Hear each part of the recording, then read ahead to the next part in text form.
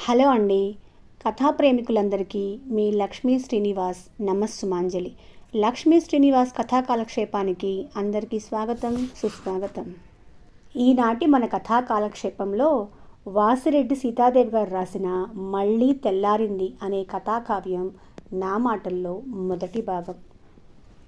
తెలతెలవారుతుంది. వీధి దీపాలు వెలవెలా పోతున్నాయి. సరూర్ నగర్ దరిదాపుల్లో ఉన్న ఒక పెద్ద బంగ్లా గేటు ముందుకొచ్చి ఒక ఆటో ఆగింది. ఆటోలోంచి వయసు మళ్ళిన ఒక స్త్రీ దిగింది. చేతిలో ట్రంకు పెట్టె ఉంది. 2 అడుగులు ముందుకు వేసి ఆగి బంగ్లా కేసి చూస్తూ నిల్చుంది. రంగులు మాసి శిథిలావస్థలో ఉన్న ఆ బంగ్లా ఒకనాటి హైదరాబాద్ నవాబు వైభవాన్ని చాటుతోంది. బంగ్లా చుట్టూ ఉన్న ప్రహరీ కూడా పెచ్చులు ఊడిపోయి ఉంది. ఆ పెద్ద గేటు తలుపుల్లో ఒకటి సగానికి పగిలిపోయింది. ఆమె 2 అడుగులు ముందుకు వేసి గేటు బయటే ఆగిపోయింది. ఏదో సంకోచం, బాధ ఆమె మనసును చుట్టేశాయి. అడుగు ముందుకు పట్టడం లేదు. మరోసారి కూలటానికి సిద్ధంగా ఉన్నట్లు కనిపిస్తున్న కోటలాంటి ఆ భవనాన్ని చూసింది. ఆ భవనాన్ని తన జీవితంతో పోల్చుకుంటూ ఆలోచించుకోసాగింది. పెద్దగా అష్ట ఐశ్వర్యాలు లేకపోయినా తను బాగానే బతికింది, గౌరవంగా బతికింది, సంతృప్తిగానే బతికింది. తన సంసారాన్ని చూసుకుంటూ గర్వించిన క్షణాలు కూడా లేకపోలేదు. ఈ బంగ్లా కూలటానికి సిద్ధంగా ఉన్న, నిలువ నీళ్లు లేక భూమిలో కుంగిపోతున్న తన లాంటి వారికి ఆశ్రయం కల్పించి నిలదొక్కుకోవటానికి ఆసరా ఇస్తున్నది. ఎవరది? ఆమె చివ్వున తల ఎత్తి చూసింది. కాకి దుస్తుల్లో వృద్ధుడు కనిపించాడు. ఎవరమ్మా? ఆమె సమాధానం ఇవ్వలేదు. కళ్ళల్లో నీరు తిరిగింది. నీకు ఎవరూ లేరా? ఉంటే ఇక్కడికి ఎందుకు వస్తాను? ఆమె కంఠం దుఃఖంతో పూడుకుపోయింది. తనేమంది? ఎవరూ లేరన్నది. నిజంగా తనకెవరూ లేరా? ఉన్నారా? ఉంటే మరి ఇక్కడికి ఎందుకు వచ్చినట్టు? తనకు అందరూ ఉన్నారు, కానీ తనే ఎవ్వరికీ లేదు. అందుకే వచ్చింది. ఆ వరండాలో కూర్చో, 8ంటికి వార్డెనమ్మ వస్తుంది అన్నాడు అతను. నువ్వు ఇక్కడ?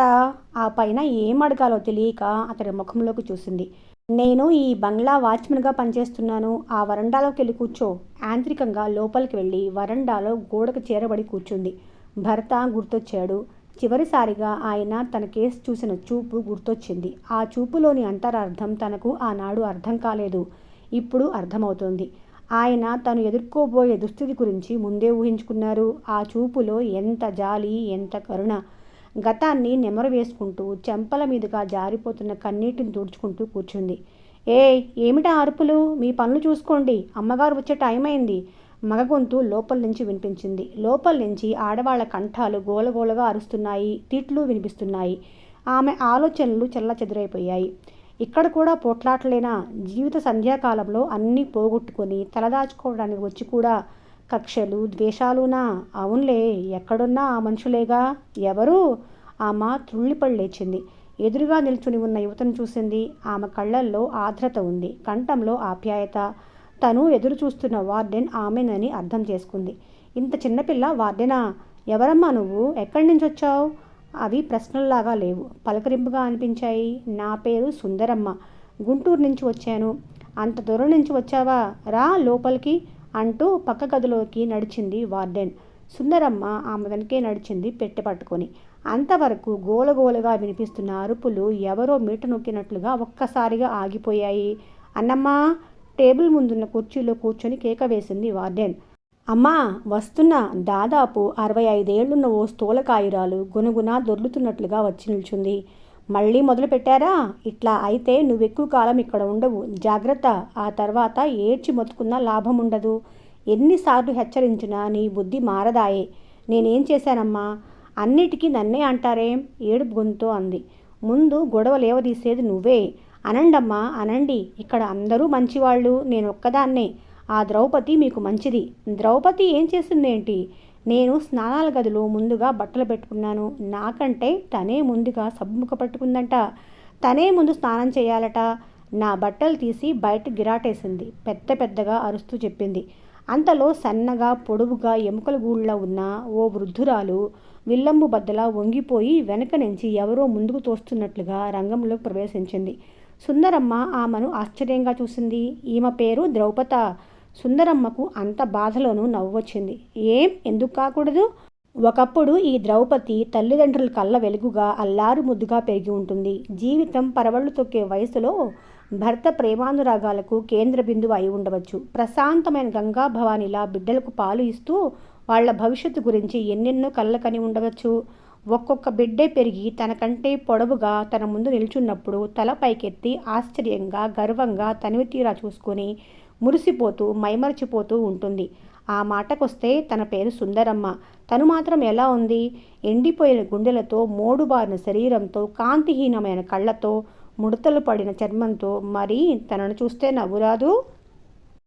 తను ఒకప్పుడు అందంగానే ఉండేది. తన కళ్ళు చాలా అందంగా ఉంటాయనేవారు. కానీ ఈనాడు ఆ అందమైన కళ్ళు చెట్టు బెరళ్ళలా ఉన్న చర్మం మధ్య కుంచుకుపోయి వయసు కాలం ఎవరినీ విడిచిపెట్టదు. సుందరమ్మ, ఇలారా, వచ్చి కూర్చో. వార్డెన్ పిలుపుకు సుందరమ్మ ఆలోచనల దారం టక్కును తెగింది. త్రుళ్ళిపడింది. తను ఎక్కడుందో తెలుసుకోవటానికి కొద్ది క్షణాలు పట్టింది. ముందుకెళ్ళి వార్డెన్ టేబుల్ ముందు నిల్చుంది. కూర్చో. తనకు ఎదురుగా ఉన్న కుర్చీ చూపించింది వార్డెన్. సుందరమ్మ కుర్చీలో కూర్చోవటానికి తటపటాయించింది. పర్వాలేదు, కూర్చో. ఏం కావాలమ్మా? ఏమిటి ప్రశ్న? ఈ వయసులో ఎవరైనా ఇక్కడికి ఎందుకు వస్తారో ఆమెకు తెలియదా? ఆ మాటే అడగాలనుకుంది, కానీ అడగలేకపోయింది. అడ్మిషన్ కావాలా? అవును అని నోటుతో అనలేదు, తల ఊపింది. వయసు ఎంత? మా రూల్స్ ప్రకారం 60 ఏళ్ళు దాటిన వాళ్ళనే చేర్చుకుంటాం. నాకిప్పుడు 64 ఏళ్ళమ్మా. వార్డెన్ కళ్ళు పెద్దవి చేసుకొని చూసింది. నిజం, 64 నుండి 65 వస్తోంది. మళ్ళీ సుందరమ్మ అన్నది. నిజంగా? అవునమ్మా. నేను అబద్ధం ఎందుకు చెప్తాను? అవును, నిన్ను చూస్తుంటే అబద్ధం చెప్పే మనిషిలా లేవు. గౌరవంగా బతికిన మనిషిలా ఉన్నావు. నిన్ను చూడగానే 50 దాటిన దానిలా కనిపిస్తున్నావు. సుందరమ్మ మౌనంగా ఉండిపోయింది. నీకెవ్వరూ లేరా?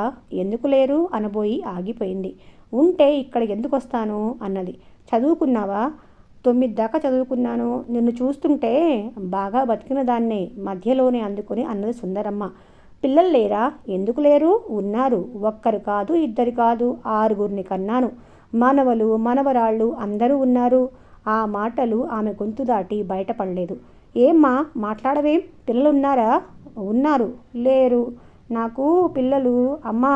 నేను పిల్లలకు కాదు, నాకు పిల్లలు లేరు. లేరు, నేను గొడ్రాల్ని అంటూ బోరుమంది నిండు కుండ బద్దలైనట్లుగా. ఊరుకో. పిల్లలున్న వాళ్ళు మాత్రం సుఖంగా ఉన్నారనుకున్నావా? పిల్లలున్న వాళ్ళు కూడా ఇక్కడున్నారు. లేని వాళ్లకు ఒక్కటే బాధ. కానీ ఉండి లేని వాళ్ళు పడే బాధ ఇంతంత కాదు. ఊరుకో సుందరమ్మ, వార్డెన్ ఓదార్చింది. పిల్లలన్నా చూడకపోతే లేనట్లే కదా, ఏడవకు మళ్ళీ అన్నది వార్డెన్. సుందరమ్మ కళ్ళు తుడుచుకుంది. కట్టలు తెంచుకున్న వెల్లువ వెనక్కు తీసింది. ఇక్కడ పిల్లలు ఉన్నవాళ్ళు కూడా ఉన్నారా? ఉన్నారు. ఎక్కువ మంది వాళ్లే. అంతా పిల్లలు తప్పే అనటానికి లేదు. పిల్లలు గౌరవించడం లేదని కొందరు వస్తారు.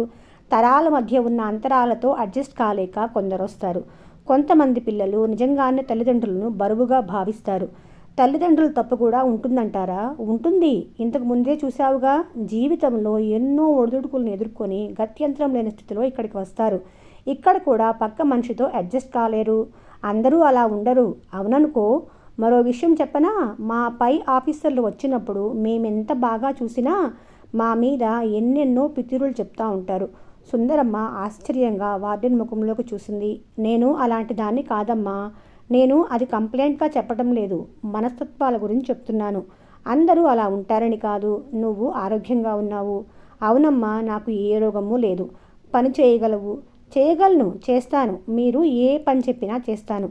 ఇక్కడ తమ పని తాము చేసుకోలేని వృద్ధులు ఉన్నారు. నీలాంటి వాళ్ళు అలాంటి వాళ్ళ మంచి చెడు చూడాలి. సంతోషంగా చూస్తానమ్మా. అది చెప్పినంత తేలిక కాదు. వాళ్ళు చాలా విసిగిస్తారు. వాళ్ళ బట్టలు మార్చాలి. చాలామంది కొన్ని పనులు చేయలేరు, అసహించుకుంటారు. నేను చేస్తాను. పెద్దవాళ్లకు సేవ చేయటం నాకు సంతోషమే. వాళ్లకు ఆదరణ కావాలి. సానుభూతితో వాళ్ళను అర్థం చేసుకోవాలి. జీవితపు తుది గడియల్లో ఉన్నవాళ్ళు. వారికి ఒక చల్లని మాట కావాలి, ఆదరణ కావాలి. అంతే. వాళ్లను నేను చూసుకుంటానమ్మా. నువ్వెంత బాగా చూసినా ఏదో కంప్లైంట్ చేస్తారు. నువ్వు చిరాకు పడకూడదు, బాధ పడకూడదు. అలాగేనమ్మా. పాలన్నీ పక్కనిండా పోసుకున్నావు, దరిద్రపు దాన. మంచం మధ్యలో పండి ఎండి ఒరుగులా ఉన్న ముసలమ్మ కూర్చొని ఉంది. వణుకుతున్న చేత్తో పాల గ్లాస్ పట్టుకొని నోటు దగ్గర పెట్టుకోబోతున్నది. చెయ్యి వణికింది. పాలు ఒలికాయి. అన్నమ్మ ఆమె చేతిలో ఉన్న గ్లాస్ లాగేసుకుంది. అయ్యో, నా పాలు తాగింది చాలే, నోరు మూసుకో. నీ అసలు తాగలేదు, కడుపులో మంట. పాపిష్టిదానా, నా నోటికాడ పాలు లాక్కుంటావా? ముసలమ్మ ఏడుస్తూ అంది. నోరు మూసుకు పడుకో. నీ పొట్ట పగల, ఎప్పుడు ఆకలే. నువ్వు చావవు, నేను చచ్చేదాకా. అన్నమ్మ కసురుకుంది. నా పాలు నాకివ్వు. నోరు మూస్తావా లేదా? అన్నమ్మ చెయ్యెత్తింది. గడపలోనే సుందరమ్మ ఆ దృశ్యం చూస్తూ స్థాణువులా నిలబడిపోయింది. ఏ అన్నమ్మ, ఏమిటది? రాములు అరుస్తూ మంచం దగ్గరకొచ్చాడు. అన్నమ్మ తడబడింది సర్దుకుంటూ. చూడు రాములు, పాలన్నీ ఒంటి మీద పక్క మీద ఎలా పోసుకుందో. నేను తాగిస్తానంటే ఒప్పుకోదు. తన గ్లాస్ తను పట్టుకోలేదు. నన్ను కాల్చుకొని తింటుందనుకో, సంజాయిషి ఇచ్చినట్లుగా చెప్పింది. అన్నమ్మ పక్క మంచం మీద ఉన్న ఆయేషా బీబీకి ఆ పాల గ్లాసు అందించింది. ఆ పాల గ్లాసు శాంతమ్మది. బీబీకి ఇచ్చావెందుకు? అన్నమ్మ వినిపించుకోనట్టే ఉండిపోయింది. ఆయేషా, అవి ఎంగిలి పాలు, అవి తాగుతున్నావేం? నీకిచ్చిన గ్లాస్ పాలు తాగేశావు, మళ్ళీ ఎందుకు తీసుకున్నావు? దగ్గరకొచ్చి రాములు అన్నాడు. ఏందయ్యా నన్ను గదమాయిస్తున్నావు? అన్నమ్మ పాలు ఇచ్చింది, తాగుతున్నాను. ఎన్నిసార్లు తాగుతావు? ఇప్పుడేగా ఇచ్చింది. మరి నీ గ్లాస్ ఏమైంది? నాకేం తెలుసు? అన్నమ్మనే అడుగు. ఓసే ఓసే, ఏంది అంటున్నావు? నీ పాలు ముందే తాగేశావు కదే. నాకెప్పుడిచ్చావు? ఇప్పుడేగా ఇస్తివి. అన్నమ్మ, నువ్వు చేస్తున్నది ఇదే? నీకు సిగ్గులేదు? గోటంలాగున్నావు. కంచం అన్నం ఎగరేస్తావు, ఈ ముసరాళ్ల పాలు కూడా తాగేస్తున్నావా? ఏంటయ్యా సిగ్గు గిగ్గు అంటున్నావు? నువ్వు చేస్తున్న పని అమ్మగారికి చెప్తానుండు. చెప్పు, నాకేం భయమా? నేను ఎవరి సొమ్ము తింటల్లా, గవర్నమెంట్ వాళ్ళ సొమ్మే తింటున్నా. ఓహో, గవర్నమెంట్ వాళ్ళు అందరూ తిండి నిన్నే తినమని పంపించారా? అదేదో తేలుస్తానుండు. అన్నమ్మ మౌనంగా నిల్చుంది. ఇక నువ్వు వెళ్ళు. ఇవాల్టి నుండి నీకు ఇక్కడ పని లేదు. పక్క గదిలోకి వెళ్ళు. అక్కడే ఉండు, ఈ గదిలోకి రాకు. ఏందయ్యో ఆఫీసర్లా ఆర్డర్ వేస్తున్నావు? రుసరసలాడుతూ బయటకు వెళ్ళిపోయింది. వెళ్తూ వెళ్తూ సుందరమ్మ కేసి కొరకొరా చూసింది. శాంతమ్మ పాలో అంటూ అరుస్తుంది. అరవకు, పాలు తెస్తాను అని బయటకెళ్ళిపోయాడు. సుందరమ్మ తన పెట్టె చివరగా ఉన్న మంచం పక్కన పెట్టింది. ఆ మంచం మీద పక్కలేదు. అందువల్ల అక్కడ ఎవ్వరూ లేరని తెలుసుకుంది. అంతలో రాములు పాల గ్లాస్ తీసుకొచ్చి సుందరమ్మకు అందించాడు. శాంతమ్మకు తాగించమ్మా అన్నాడు. సుందరమ్మ పాల గ్లాస్ తీసుకొని శాంతమ్మ మంచం దగ్గరికి వచ్చింది. మంచం పట్టె మీద కూర్చుంది. శాంతమ్మను పదిలంగా లేపి కూర్చోబెట్టింది. పాల గ్లాసు నోటికి అందించింది. ఆత్రంగా పాలు తాగుతున్న శాంతమ్మను చూస్తుంటే గుండెల్లో ఏదో గుచ్చుకున్నట్లుగా అనిపించింది. శాంతమ్మకు పొలమారింది. చిన్నగా తాగు అంటూ గ్లాస్ మంచం పక్కగా కింద పెట్టింది. ఉక్కిరి బిక్కిరి అవుతున్న శాంతమ్మ గుండెలు సవరించింది. కొంచెం స్థిమితపడ్డాక పాలన్నీ తాగించింది. శాంతమ్మ కడుపులో మంట చల్లారింది. ముఖంలో ప్రశాంతత కనిపించింది. గ్లాసు పక్కన పెట్టి శాంతమ్మ మూతి తుడిచి పడుకోబెట్టింది. దుప్పటి కప్పింది. శాంతమ్మ వెదురుబద్దులా ఉన్న చేతిని చాచింది. నరాలు నులకతాళ్లా కనిపిస్తున్నాయి. సుందరమ్మ చెయ్యి పట్టుకుంది. ఇక పడుకో అంది సుందరమ్మ. ఎవరు బిడ్డా నువ్వు? అంది శాంతమ్మ. గొంతు నూతిలో నుంచి వచ్చినట్లుగా ఉంది. నీ బిడ్డనే అనుకో. నా బిడ్డవా? నాకంత అదృష్టం కూడానా? కాంతి మందగించి కుంచుకుపోయిన కళ్ళు చెమ్మగిల్లాయి. అవును, నీ బిడ్డనే. నాకంత అదృష్టమా? బిడ్డలు లేని గొడ్రాలిని. అందుకే నాకు ఈ నరకం. నాకు బిడ్డలుంటే ఇక్కడికి ఎందుకు వస్తాను? బిడ్డలున్న వాళ్ళు కూడా వస్తారు. ఎందుకు వస్తారు? బిడ్డలుంటే ఎందుకు వస్తారు? తనకు తనే చెప్పుకుంటున్నట్లు గొణిగింది శాంతమ్మ. సుందరమ్మ మౌనంగా దుప్పటి సర్దింది. ఇక పడుకో అంది. బిడ్డా, ఒక్క మాట. ఏమిటి? నీకు పిల్లలు లేరా? ఉన్నారు. ఉన్నారా? ఉంటే ఎందుకు వచ్చావు? వచ్చాను. ఇక్కడే ఉంటావా? ఉంటాను, నీ దగ్గరే ఉంటాను. వీళ్ళందరూ నేను ఇంకా చావలేదని తిడుతున్నారు. నువ్వు కూడా తిడతావా? తిట్టను. నాకు ఇంకా బ్రతకాలని ఉంది, చచ్చిపోవాలని లేదు. అందరూ ఇంకా బతికి ఏం చేస్తావు అంటున్నారు. శాంతమ్మ ఏడవసాగింది. ఏడవకు, నువ్వు ఇంకా చాలా రోజులు బతికే ఉంటావు. ఇక నిన్నెవ్వరూ చావమని తిట్టరు జాలిగా అంది సుందరమ్మ. నేను చచ్చిపోయేటప్పుడు ఈ పక్కనే ఉంటావు కదూ? ఉంటాను. ఉండు, నా పక్కనే ఉండి నన్ను 2 చేతులతో పట్టుకో. అప్పుడు నేను భయం లేకుండా చచ్చిపోతాను. సుందరమ్మకు వెన్నుముక్కలోంచి చలి కుదుపు వచ్చినట్లుగా అనిపించింది. నేను చచ్చిపోతే ఏడుస్తావా? సుందరమ్మ కళ్ళు చెమ్మగిల్లాయి. నాకు తెలుసు నువ్వేడుస్తావు. ఇప్పుడు నాకు చచ్చిపోతానని భయంగా లేదు తెలుసా? సుందరమ్మ శాంతమ్మ ముఖంలోకి జాలిగా చూసింది. నేను చచ్చిపోతున్నప్పుడు నువ్వు నా పక్కనే ఉంటావు. నన్ను 2 చేతులతో పట్టుకుంటావు. నా కోసం ఏడుస్తావు. అందుకే ఇప్పుడు నాకు చావంటే భయం లేదు. బోసిగా నవ్వింది శాంతమ్మ. సుందరమ్మ శాంతమ్మ ముఖంలోకి జాలిగా చూసింది. మనిషికి ఆఖరి నిమిషంలో కావాల్సిందేమిటి? ఐశ్వర్యం మాత్రం కాదు, ఆత్మీయత కావాలి. ఆప్యాయంగా పట్టుకునే 2 చేతులు కావాలి. జాలితో కూడిన 2 కన్నీటి బట్లు కావాలి. అంతే. అంతేనా? మరి మనిషి డబ్బు కోసం ఎందుకిన్ని దారుణాలు చేస్తాడు? అంతస్తుల కోసం పాకులాడుతాడు. నిద్రొస్తుంది, పడుకుంటా అంది వాలిపోతున్న కన్నురెప్పల్ని కష్టంగా పైకెత్తుతూ. పడుకో. శాంతమ్మను జాగ్రత్తగా పడుకోబెట్టింది. దుప్పటి సర్దింది. నేను నిద్రపోయిందాకా నా దగ్గర కూర్చో అంది దుప్పట్లోంచి చేతిని బయటకు పెట్టి, సుందరమ్మ కోసం తడుముతూ. ఎముకలకు అంటుకుపోయిన చర్మం మీద నుంచి చేతి నరాలు నులకతాళ్లలా ఉబికి కనిపిస్తున్నాయి. సుందరమ్మ ఆ చేతిని తన చేతితో మృదువుగా నిమిరింది. అలాగే కూర్చుంటాను, పడుకో. కొన్ని క్షణాల్లోనే శాంతమ్మ సగం తెరిచిన బోసి నోటి నుంచి గురక వినిపించింది. సుందరమ్మ లేచింది. సుందరమ్మ, ముందు నువ్వు వెళ్ళి పళ్ళు తోముకొని టీ తాగిరా అన్నాడు రాముడు. సుందరమ్మ ఆ గదిలో చివరగా ఉన్న 4వ మంచం పక్కన చిన్న స్టూల్ మీద పెట్టుకొని బయటకు వెళ్ళబోయింది. ఇలారా. శాంతమ్మ మంచం పక్కనున్న మంచం మీద కూర్చొని ఉన్న ముసలమ్మ సుందరమ్మను పిలిచింది. ఏయ్ ఆయేషాబీ, నీకేం పనిలేదా? ఆయమ్మను వెళ్ళి టీ తాగనివ్వు అన్నాడు రాముడు. సుందరమ్మ ఆమె కేసు చూస్తూ ఇప్పుడే వస్తా అని బయటకెళ్ళిపోయింది. రాముడు వెంట వచ్చి టీ ఇప్పించాడు. సుందరమ్మకి అక్కడ వాతావరణం చూస్తుంటే కడుపులో ఏదో కదిలినట్టు అవుతుంది. మనసంతా చేదుగా ఉంది. ఉబికి వస్తున్న కన్నిటిని బయట కొంగుతో తుడుచుకుంటున్నది.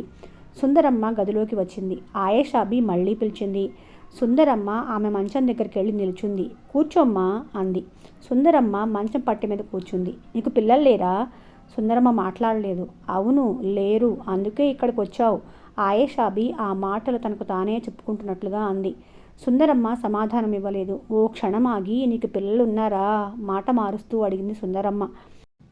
పిల్లలుంటే ఇక్కడికి ఎందుకు వస్తాను? నేను గొడ్రాల్ని, అందుకే. ఎంతకాలమైంది ఇక్కడికి వచ్చి? చాలా కాలమైంది. ఎన్నేళ్ళో గుర్తులేదు. నేను ఇక్కడికి వచ్చినప్పుడు నీలాగే ఉన్నాను. చాలా కాలం ఇక్కడ పనులు చేశాను. నా చేతి మీదుగా సేవలు చేసి ఎందరినో పంపించేశాను. అదోలా నవ్వింది ఆయేషాబీ. మోనాలిసా నవ్వుకి అర్థం చెప్పే వాళ్ళుంటారేమో కానీ ఆయిషాబీ నవ్వుని అర్థం చేసుకోగలవారుండటం అసంభవమే. మీది ఏ ఊరు? మంచి తెలుగు మాట్లాడుతున్నావే. నేను తెలుగుదాన్నే. అంటే ఆంధ్రా ముస్లింలా? ఏ ఊరు? కర్నూలు. నేను హిందువునే. నా అసలు పేరు పుల్లమ్మ. మరి ఈ పేరు ఎవరు పెట్టారు? సుందరమ్మ ఆశ్చర్యంగా ఆమె ముఖంలోకి చూస్తూ అడిగింది. నా కథ చెబుతాను, వింటావా? సుందరమ్మకి వినాలని లేదు. మనసంతా అదోలా ఉంది. అయినా యాంత్రికంగా చెప్పు అంది. కొంచెం మంచినీళ్ళు ఇస్తావా? దాహంగా ఉంది. సుందరమ్మ లేచి వెళ్ళి గ్లాస్తో మంచినీళ్ళు తెచ్చి ఇచ్చింది. నీళ్లు తాగి ఖాళీ గ్లాస్ సుందరమ్మకు అందించింది. సుందరమ్మ గ్లాసు మంచం పక్కనే ఉన్న స్టూల్ మీద పెట్టింది. మాది కర్నూలు. మా నాన్న తాపీ మేస్త్రిగా పనిచేసేవాడు. 5వ క్లాస్ వరకు చదువుకున్నాను. చదవటం వచ్చా? వచ్చు. మా తాతయ్య చిన్నప్పుడు నాకు రాజకుమారుడి కథలు చెప్పేవాడు. అమ్మమ్మ కూడా రాజకుమారుడి కథలే చెప్పేది. నాకు కలలో రాజకుమారుడు కనిపించేవాడు. నాకు వయసు వచ్చింది. మా నాన్న పెళ్లి సంబంధాలు చూస్తున్నాడు. ఒక పట్టాన కుదరటం లేదు. దానికింకా 15 దాటలేదు. పెళ్ళికేం తొందర వచ్చిందిరా అనేది అమ్మమ్మ. అమ్మమ్మకు నేనంటే ప్రాణం. మా ఇంటి దగ్గరలో ఉన్న రంగయ్య కలెక్టర్ ఆఫీస్లో జవాన్గా పనిచేస్తూ ఉండేవాడు. కాకి ప్యాంటు, కాకి షర్టు, భుజం మీదుగా వేలాడే బిళ్ళ బెల్టు. అదే ఆ రోజుల్లో అట్లాంటి వాళ్లను బిళ్ళబంట్రోతు అనేవాళ్ళు. నువ్వెప్పుడైనా చూసావా? చూశాను అన్నట్లు తల ఊపింది సుందరమ్మ. అతన్ని చూస్తుంటే నా కల్లోకి వచ్చే రాజకుమారుడు అతనే అనిపించేది. నేను అతన్ని దొంగచూపులు చూడటం. అతడు తెలుసుకున్నాడు. నాతో చిన్నగా మాటలు కలిపాడు. నన్ను ప్రేమించానన్నాడు. కులాలు వేరు కాబట్టి పెద్దవాళ్ళు ఒప్పుకోరు అన్నాడు. అందుకే పట్నం వెళ్ళిపోయి పెళ్లి చేసుకుందామన్నాడు. నేను నమ్మాను. రంగయ్యతో ఓ అర్ధరాత్రి ఇంటి నుంచి పారిపోయి హైదరాబాద్ చేరాను. నెల తిరగకుండానే అతనికి నా మీద మోజు తీరిపోయింది అని ఆగి నిట్టూర్చింది. సుందరమ్మకు ఇది మామూలు కథే అనిపించింది. ఆ తర్వాత ఏం జరిగిందని అడగాలని కూడా అనిపించలేదు. తనకు పట్టిన దురదృష్టాన్ని మింగలేకుండా ఉంది. తను ఇలాంటి చోటకు వచ్చి ఉండాల్సి వస్తుందని కల్లో కూడా ఊహించలేదు. అసలు ఇలాంటి గృహాలు ఉన్నాయన్న సంగతే ఆమెకు తెలియదు. ఏమ్మా, వినబుద్ధి కావటం లేదా? సుందరమ్మ తుళ్ళిపడి సర్దుకొని వింటున్నానుగా, చెప్పు అంది. వాడు నన్ను వదిలి వెళ్ళిపోయాడు. నడి బజారుకు అప్పగించి వెళ్ళిపోయాడు. దిక్కు తోచక నయాపూల్ దగ్గర కూర్చొని ఏడుస్తున్నాను. ఒక ముస్లిం యువకుడు నన్ను పలకరించాడు. నా విషయం తెలుసుకొని జాలిపడ్డాడు. అతను నన్ను ఓదార్చి తన ఇంటికి తీసుకెళ్ళాడు. నలుపైన అప్పుడు నేను బాగానే ఉండేదాన్ని. వయసొస్తే వంకరకాళ్ల గాడిదైనా ఆకర్షణీయంగానే ఉంటుంది. సుందరమ్మ మనసులోనే అనుకుంది. ఏమిటి ఆలోచిస్తున్నావు? ఏం లేదు, చెప్పు. అతను నన్ను ముసల్మాన్గా మార్చి పెళ్లి చేసుకున్నాడు. అప్పటికే అతనికి భార్య, పిల్లలు ఉన్నారు. ఎవరూ మా పెళ్లిని వ్యతిరేకించలేదు. వాళ్ళకది మామూలే. 15 ఏళ్ళు నన్ను అపురూపంగా చూసుకున్నాడు. ఒకరోజు యాక్సిడెంట్లో అనుకోకుండా వెళ్ళిపోయాడు. నా సవతి పిల్లలు నన్ను ఇంట్లోంచి తరిమేశారు. చాలా కాలం 4 ఇళ్లలో పాచి పని చేసుకొని బతికాను. ఓపిక సన్నగిల్లింది. ఈ హోంలో చేరాను. అంతలో గంట మోగింది. సుందరమ్మ ఆయేషాబి ముఖంలోకి ప్రశ్నార్థకంగా చూసింది. భోజనం గంట వెళ్ళు, ఆలస్యమైతే ఆ వంట మనిషి సాధింపు పడలేవు, వెళ్ళు అంది ఆయేష. సుందరమ్మ అలసటగా లేచి బయటకు వెళ్ళింది. భోజనాలకు అందరితో పాటు కూర్చుంది. అలా ఆ పంక్తిలో కూర్చోవటం సుందరమ్మకు బాగా అనిపించలేదు. ముందున్న జర్మన్ సిల్వర్ పళ్ళెం చూసింది. అది చొట్టలు పోయి ఉంది. గ్లాసు అంతకుముందు ఎంతమంది వాడారో, ఏ జబ్బులు వాళ్ళు వాడారో సుందరమ్మకు కడుపులో తిప్పినట్లుగా అయింది. ఎవరో వంగకుండానే పచ్చడి లాంటిదేదో పళ్ళెంలోకి విసిరారు. మరొకరు 2 హస్తాలు పొడి పొడిగా ఉన్న అన్నం నిర్లక్ష్యంగా పడేశారు. అన్నం మెతుకులు పళ్ళెం చుట్టూ కూడా పడ్డాయి. కలుపుకో, పప్పుచారు గిన్నె తెచ్చిన అన్నమ్మ దబాయిస్తున్నట్లే అన్నది. అన్నం వాయి మీద పప్పుచారు పోసింది. మరొక ఆవిడ వంకాయ కూర కొంచెం మర్యాదగానే వడ్డించింది. సాంబారుతో అన్నం కలుపుకుంది. ఎత్తిన ముద్ద నోటి దగ్గరే ఆగిపోయింది. నోట్లో పెట్టుకోవాలని అనిపించలేదు. వాంతి వచ్చేలా ఉంది. పళ్ళెం తీసుకుని దొడ్లోకి వెళ్ళింది. అందరూ ఆమెకేసి చూశారు. కొందరు కనుబొమ్మలు ముడేశారు, కొందరు ఏదేదో అన్నారు, కొందరు మాత్రం జాలిపడ్డారు. సుందరమ్మ పళ్ళెంలోని అన్నం అక్కడ పడుకోనివని కుక్కకు వేసింది. పంపు దగ్గర వంగి ప్లేటు కడుక్కుంటున్నది. సుందరమ్మ, ఏమిటా పని? సుందరమ్మ నిటారుగా అయి పక్కకు చూసింది. వార్డెన్. ఆమె పక్కనే అన్నమ్మ. చూశారమ్మా, అన్నం అంతా కుక్కకు వేసింది. అంత పగురుంటే ఇక్కడ ఎందుకు వచ్చిందో అన్నది అన్నమ్మ. అన్నమ్మ, నువ్వు లోపలికెళ్ళు గద్దించింది వార్డెన్. అన్నమ్మ మూతి తిప్పుకుంటూ లోపలికి వెళ్ళిపోయింది. క్షమించండమ్మా, ఇంకెప్పుడు ఇలా చెయ్యను. తినాలి అనిపించలేదు. అపరాధిలా నిలబడి సుందరమ్మను చూస్తుంటే వార్డెన్కు కోపం రాలేదు. ఆకలిగా లేకపోతే తినద్దు, అంతేకాని అంతమంది మధ్యలో కూర్చొని అలా వచ్చేయటం వాళ్ళందరినీ అవమానించినట్టు కాదా? క్షమించండమ్మా, నేను అలా అనుకోలేదు. ఇంకెప్పుడు ఇలా జరగదు. సరే, నీ గదిలోకి వెళ్ళు, నీకు బ్రెడ్ పంపిస్తాను. వద్దమ్మా, అసలు ఏమీ తినకుండా ఎలా ఉంటావు? నీ బాధ నేను అర్థం చేసుకోగలను. బాధపడకు. పరిస్థితులతో రాజీ పడక తప్పదు. అమ్మా, ఏమిటి? మీరు ఏమీ అనుకోనంటే పర్వాలేదు, చెప్పు సుందరమ్మ. నా దగ్గర డబ్బుంది. ఒక స్టీల్ ప్లేటు, గ్లాసు తెప్పించి పెట్టగలరా? ఓ క్షణం సుందరమ్మ ముఖంలోకి చూసి, అలాగే, రాముణ్ణి పంపించి ఇప్పుడే తెప్పిస్తా. డబ్బు తెస్తాను, ఆఫీస్ గదిలోకి తీసుకొనిరా. అలాగేనమ్మా. సుందరమ్మ తన మంచం మీద కూర్చుంది. దుఃఖం పొర్లుకొస్తుంది. బలవంతం మీద ఆపుకుంటున్నది. మంచం మీద గోడ వైపుకు తిరిగి కూర్చుంది. చివరికి తన బతుకు ఇలా అయిందేమిటి? ఒక్కొక్క బిడ్డను పొత్తిళ్లలో పెట్టుకుని ఎన్నెన్ని కలలు కంది. చివరకు తనేం చెప్పింది? తనకు పిల్లలు లేరని చెప్పింది. తను గొడ్రాల్ని అని చెప్పింది. ఏ ఊరు? సుందరమ్మ త్రుళ్ళిపడి వెనక్కి తిరిగి చూసింది. 3వ మంచం మీద ఉన్న వృద్ధురాలిని అంతవరకు సరిగ్గా గమనించనే లేదు సుందరమ్మ. ఆమెను తేరిపారా చూసింది. ముఖంలో ఏదో తేటతనం, కళ్ళల్లో కాంతి. ఆ హోంలో ఉన్న అన్ని ముఖాల్లోకి ఆ ముఖం ప్రత్యేకంగా ఉన్నట్లు అనిపించింది. వయసు కూడా పెద్దగా ఉన్నట్లు లేదు. కట్టు బొట్టు కూడా ప్రత్యేకంగానే ఉన్నాయి.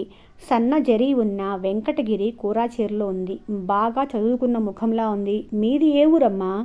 నా పేరు సుందరమ్మ, గుంటూరు నుంచి వచ్చాను. నా పేరు శ్రీలక్ష్మి, మాది ఖమ్మం. మీకు పిల్లలు లేరా? సుందరమ్మ ముందే అడిగేసింది. ఆ ప్రశ్న తను అడక్కపోతే తనకే ఎదురవుతుందని ఆమెకు తెలుసు. లేరు. నిజంగా లేరా? సుందరమ్మ నమ్మలేనట్లుగా చూసింది. నాకు లేరు, కానీ మీకు ఉన్నారు, అవునా? సుందరమ్మ త్రుళ్ళిపడింది. నీకు ఎవరు? ఎవరూ చెప్పలేదు. నాకు పిల్లలు లేరు అంటే నీకు నమ్మకం కలగలేదు, అందుకే అర్థం చేసుకున్నాను. నీ సంగతి వదిలేయి. నాకు నిజంగానే లేరు. నేను పెళ్లి చేసుకోలేదు అంది శ్రీలక్ష్మి. సుందరమ్మ ఆశ్చర్యంగా శ్రీలక్ష్మి ముఖంలోకి చూసింది. చదువుకున్నారా?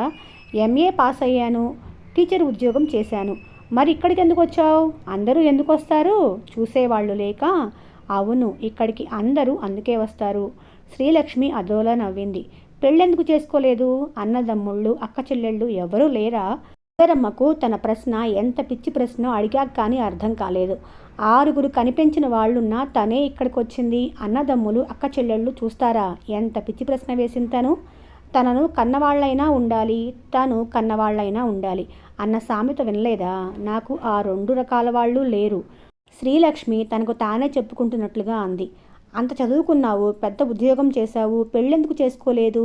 సుందరమ్మ ప్రశ్నకు నవ్వొచ్చింది. ఏమ్మా నవ్వుతున్నావు? నేను తెలివి తక్కువగా అడిగానా? అదేం కాదు, పెళ్లి చేసుకుంటే బాగుండేది బాధగా చూస్తూ అంది సుందరమ్మ. శ్రీలక్ష్మి అదోలా నవ్వింది. అన్నదమ్ములున్నారా? ఉన్నారు. వాళ్లను నేనే పెంచి పెద్దవాళ్ళని చేశాను. 2 తమ్ముళ్ళు, 1 చెల్లెలు. నేను 10 పాస్ అయ్యాను. కాలేజీలో చేరుదామనుకుంటూ ఉండగా మా నాన్న యాక్సిడెంట్లో చనిపోయాడు. ఇంటి బాధ్యత నేనే తీసుకోవాల్సి వచ్చింది. టీచర్ ట్రైనింగ్ అయ్యాను. మిడిల్ స్కూల్లో టీచర్గా పనిచేస్తూ ప్రైవేట్గా BA, MA చేశాను. తమ్ముళ్లను చెల్లెలను బాగా చదివించి ప్రయోజకుల్ని చేశాను. ఇప్పుడు వాళ్ళేం చేస్తున్నారు? చెల్లెలు డాక్టర్, పెళ్లి చేసుకొని అమెరికా వెళ్ళిపోయింది. ఒక తమ్ముడు డిప్యూటీ కలెక్టర్, ఇంకో తమ్ముడు లెక్చరర్. ఈ ఊళ్ళోనే ఉంటాడు. మా అమ్మ పోయి కూడా 10 ఏళ్ళు అయింది. ఊళ్ళోనే అంతంత ఉద్యోగాలు చేస్తున్న తమ్ముళ్ళు చూడరా? శ్రీలక్ష్మి సమాధానం ఇవ్వలేదు. అదోలా నవ్వింది. విరిగిన పాలలాంటి నవ్వు. సుందరమ్మకు ఆమెను చూస్తుంటే కడుపు తరుక్కుపోయినట్లుగా అయింది. అన్యాయం, దుర్మార్గం. వాళ్ల కోసం నువ్వు పెళ్లి మానేశావు. నీ సుఖాన్ని వదులుకున్నావు. వాళ్ళని ప్రయోజకుల్ని చేశావు. నన్ను వాళ్ళు అలా చెయ్యమని అడగలేదుగా. సుందరమ్మ శ్రీలక్ష్మి కళ్ళల్లోకి చూసింది. వాళ్ళు ఆ మాటే అంటారు గదూ. కాదు అన్నారు. అవునా? ఉన్నమాటేగా. వాళ్ళు నన్ను అడగలేదుగా. ఏమిటమ్మా ఉన్నమాట? కన్నవాళ్లకు పెంచి పెద్ద చేసే బాధ్యత ఉంటుంది. తోడబుట్టినందుకు బాధ్యతగా ఎందుకు అనుకోవాలి? తోడబుట్టినందుకే. ఆ కృతజ్ఞత వాళ్లకుండద్దా? వాళ్ల కోసం నీ జీవితాన్ని త్యాగం చేశావు. కృతజ్ఞత లేకుండా ఇలాంటి చోటకు పంపిస్తారా? వాళ్ళు పంపించలేదు, నేనే వచ్చాను. సుందరమ్మకు నవ్వొచ్చింది. ఎందుకు నవ్వుకుంటున్నావు నీలో నువ్వే? నేను అబద్ధం చెప్తా అనుకుంటున్నావా? సుందరమ్మ గాబరాగా అబ్బే అది కాదమ్మా. చదువుకున్న దానివి, తెలివైన దానివి, ప్రపంచం పోకడ తెలిసిన దానివి అని ఓ క్షణం ఆగింది. చెప్పు. అయితే ఏమిటి? అందుకే వాళ్ళు పంపించేదాకా ఉండకుండానే వచ్చేశావు. నీ గౌరవం నిలుపుకున్నావు. శ్రీలక్ష్మి సుందరమ్మ ముఖంలోకి నిశితంగా చూసింది. ఆమె చూపుల్లో ఉన్న ప్రశ్నలకు తట్టుకోలేనట్లుగా చూపులు తిప్పుకుంది సుందరమ్మ. ఆ మాటకొస్తే తనను ఎవరూ వెళ్ళమనలేదా? తన ముఖం మీద ఆనకపోవచ్చు. తన కోడళ్ళు, కొడుకులు తను వినేలా మాట్లాడుకున్న మాటలకు అర్థమేమిటి? వెళ్ళిపోమ్మని కాదు.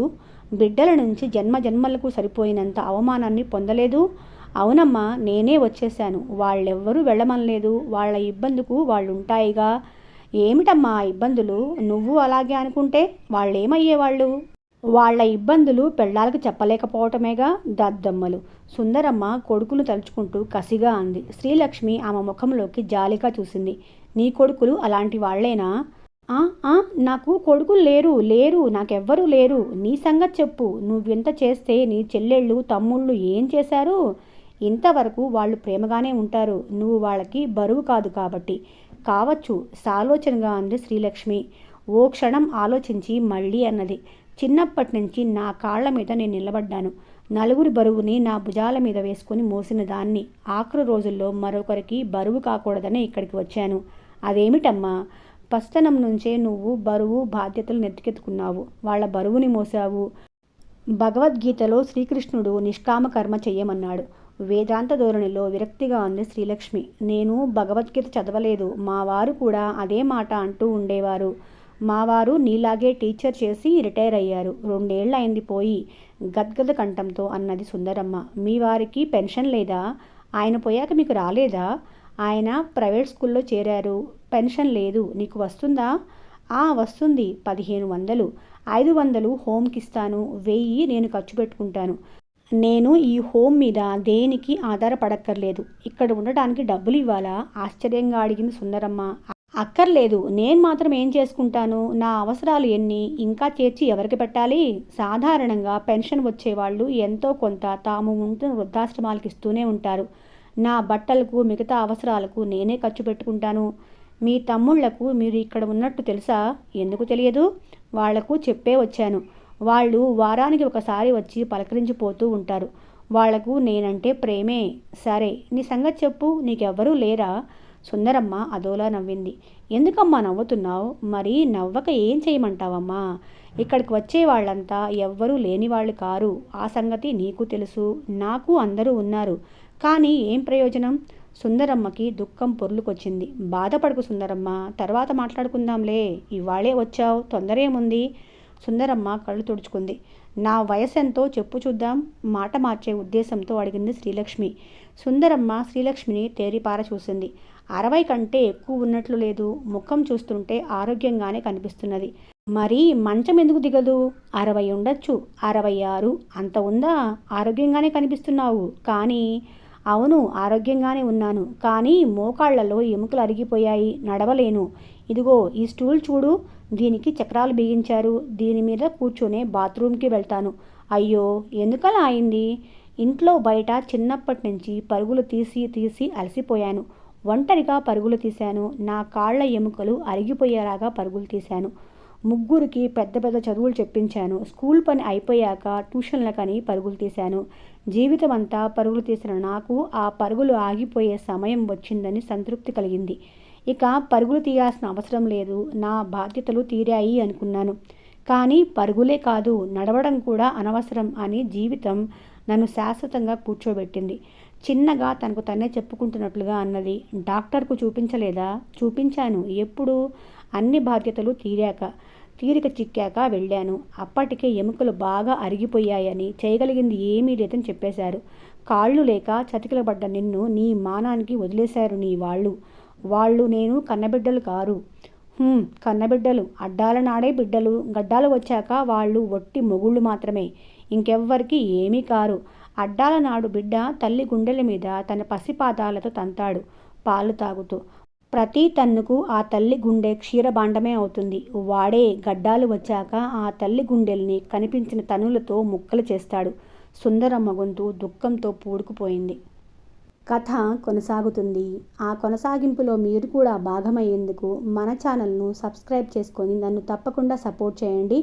ఇప్పటి వరకు విన్నవారు మన కథలకు లైక్ కూడా ఇవ్వండి. మళ్ళీ రేపు కలుసుకుందాం.